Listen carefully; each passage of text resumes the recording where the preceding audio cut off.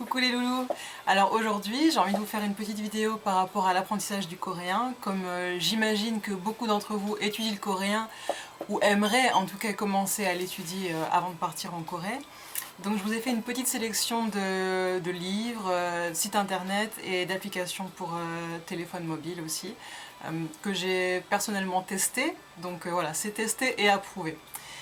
Donc je vais particulièrement m'adresser aux personnes qui sont débutantes, puisqu'en fait à partir du niveau intermédiaire ça devient un peu plus difficile de trouver des cours, enfin on va dire du contenu de qualité pour continuer à évoluer, à part en passant par des livres d'université dont je vous parlerai justement après.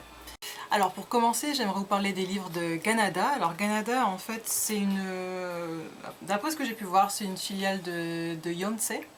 Donc c'est un institut privé de langue dans lequel j'ai étudié en fait pendant 2 mois à peu près. Enfin j'ai fait un niveau là-bas en fait. Et voilà, donc il propose ces livres-là. Donc voilà, Ganada. En fait Ganada c'est un peu notre équivalent de ABC. Voilà.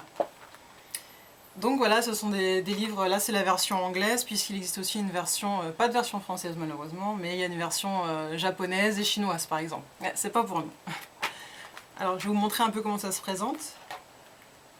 Alors tout d'abord on a un dialogue ici, un dialogue relativement court, avec le CD aussi avec le dialogue intégré. Ensuite, on a la traduction directement du dialogue avec les mots-clés principaux ici. Et ensuite, en dessous, on passe directement au point de grammaire. Donc généralement, on en aborde 3 ou 4. Hop. Voilà, donc là, il y a 3 points de grammaire. Ici. Et là, ensuite, voilà, il y a un exercice par point de grammaire.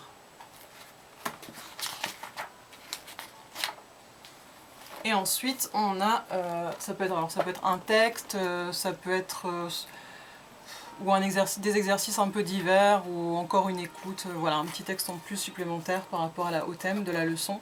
Et là, on a des mots de vocabulaire pour enrichir la leçon ici. Et voilà.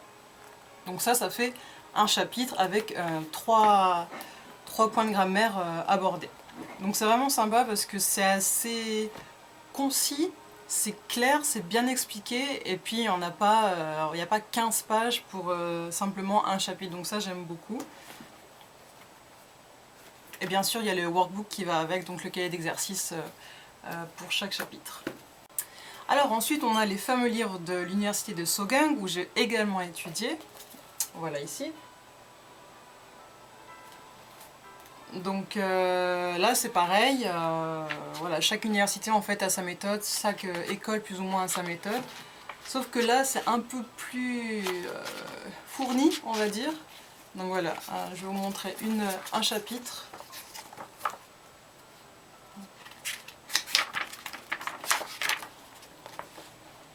Donc ça commence comme ça avec des petits exercices de mise en pratique du point de grammaire déjà. Voilà.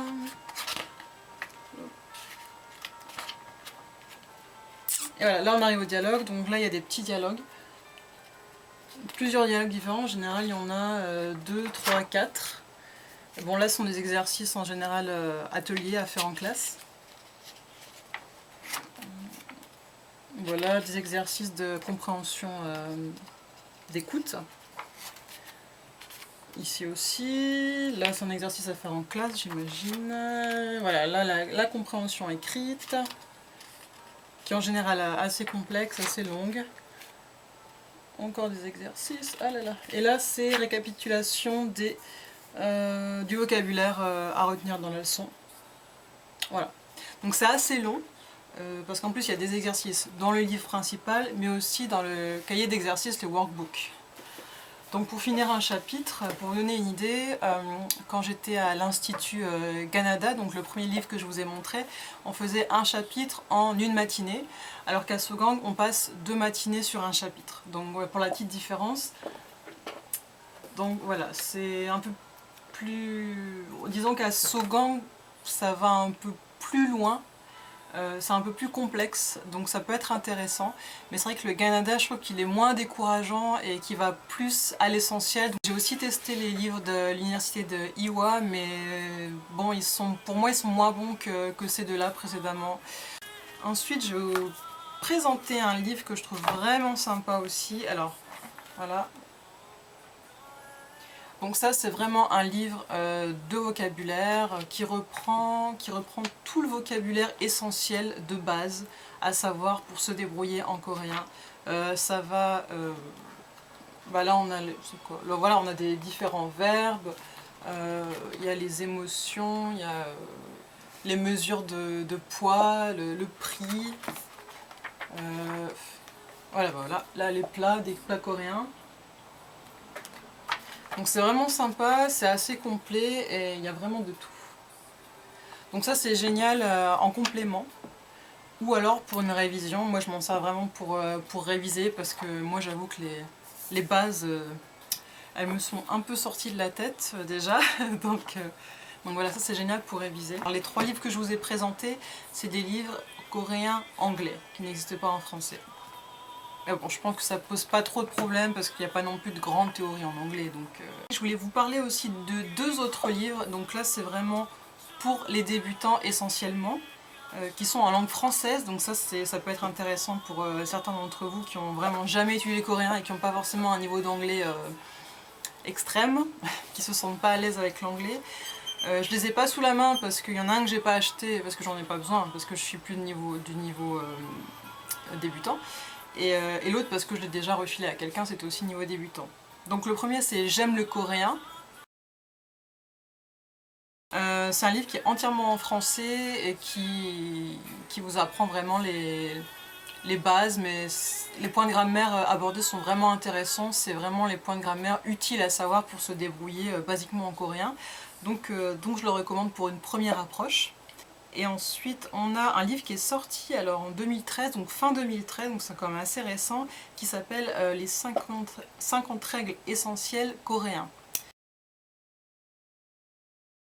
Et ça, c'est aussi très sympa parce que ça fait vraiment un récapitulatif de tous les points de grammaire de base, on va dire, les plus importantes à assimiler avant d'aller plus loin. Donc ça c'est aussi un livre en complément de J'aime le coréen. Je dirais que ces 2 livres-là se complètent assez bien, ou alors pour faire des révisions avant de passer au niveau intermédiaire, par exemple. Je précise que ce sont des livres qui coûtent quand même relativement cher, puisque ça va de 20 à 28 €. Donc il faut tout de même avoir les moyens de se les payer, voilà, mais c'est un bon investissement si vous voulez vraiment vous mettre à fond dans l'étude du coréen. Alors j'ai un petit conseil aussi, si vous étudiez le coréen et si notamment vous voulez enrichir votre vocabulaire coréen, c'est pourquoi pas d'acheter un livre d'apprentissage du français pour les Coréens. Ça je l'avais fait une fois et j'ai trouvé ça vraiment sympa parce que voilà, dans un livre d'apprentissage du français pour les Coréens, vous avez forcément la partie écrite en français et la partie écrite en coréen. Donc nous on n'a pas besoin des explications de grammaire. Par contre on peut avoir des phrases toutes faites en français avec en dessous la traduction en coréen. Enfin ça peut être assez intéressant au niveau du vocabulaire. Il y a aussi des lexiques justement coréens-français qui sont à la base pour les Coréens qui apprennent le français, mais qui peuvent très bien nous servir aussi à nous qui apprenons le coréen. Alors par contre c'est souvent truffé de fautes d'orthographe où les tournures de phrases françaises sont complètement tordues, mais justement c'est très très drôle, j'en avais un mais là je l'ai pas gardé. Mais voilà, c'est assez amusant, donc c'est un peu problématique pour les Coréens qui apprennent le français, donc, parce que ça doit pas être corrigé par des natifs français, mais pour nous par contre ça peut être très utile.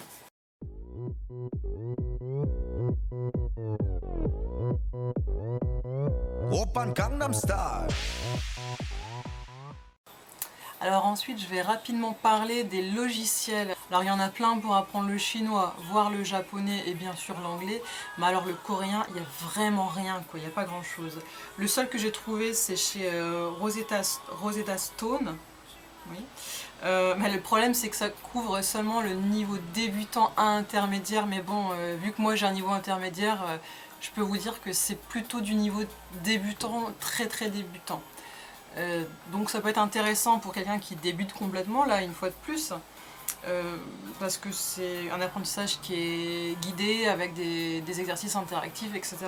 Bon, par contre, c'est un vrai investissement parce que c'est quand même à peu près 200 € pour 12 mois d'accès en ligne à ce programme. Donc c'est vraiment hors de prix, mais je vous en parle quand même parce que voilà, c'est un logiciel qui existe et ça peut peut-être en intéresser certains d'entre vous. Mais sinon, les livres, ça reste ce qu'il y a de mieux, quoi.